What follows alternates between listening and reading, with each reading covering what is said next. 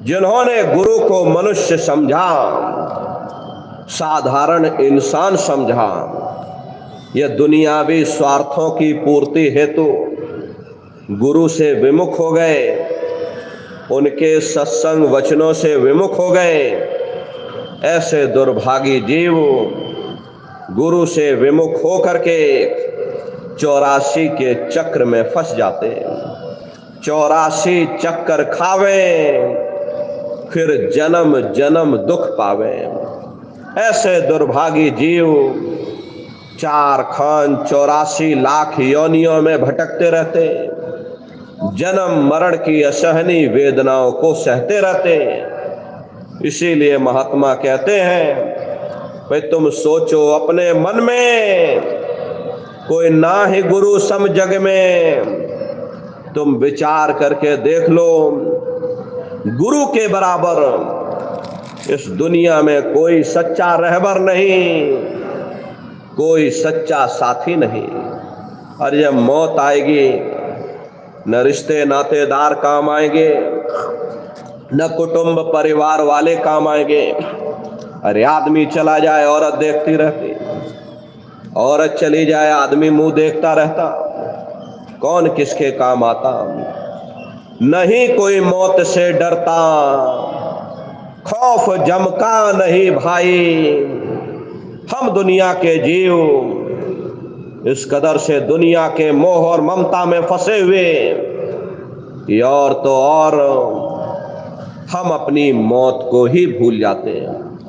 अरे हम रोज देखते हैं कि हमारे ही साथी, हमारे ही रिश्ते नातेदार, हमारे ही कुटुंब परिवार वाले एक एक करके हमारा साथ छोड़ करके चले जा रहे, बल्कि हम खुद उन्हें कंधों पर उठा करके शमशान भूमि पर छोड़ करके आते।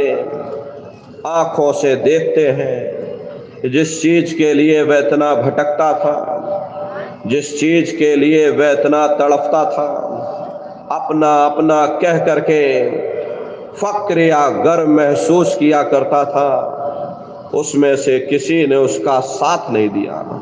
हम मन में ये सोच लेते हैं कि शायद वो बदकिस्मत होगा, कुछ भी अपने साथ न ले जा सका, शायद हम सब कुछ गठरी मुठरी बांध करके अपने साथ ले करके चले जाएंगे।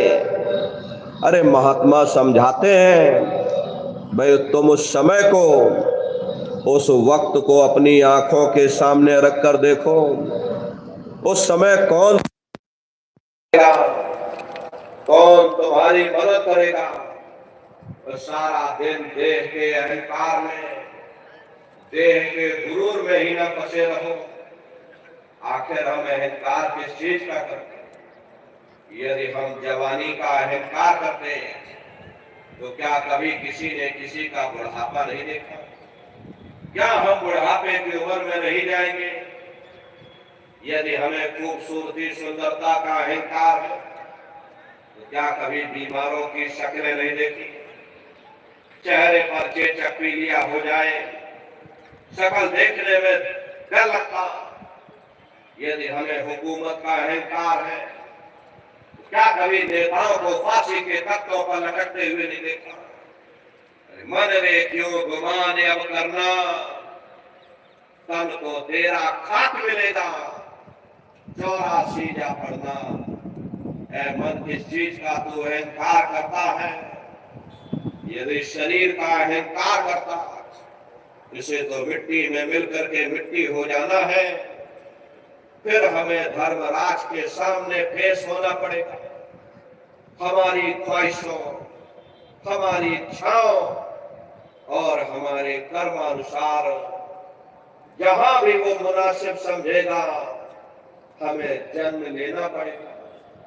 एक देह के बंधन से हमारा छुटकारा नहीं होता, दूसरा देह रूपी कलबूत हमारी आंखों के सामने नाचना शुरू कर देता है। हमेशा हम दुनिया के जीव इस कैद खाने में कैदियों की तरह पड़े रहते हैं।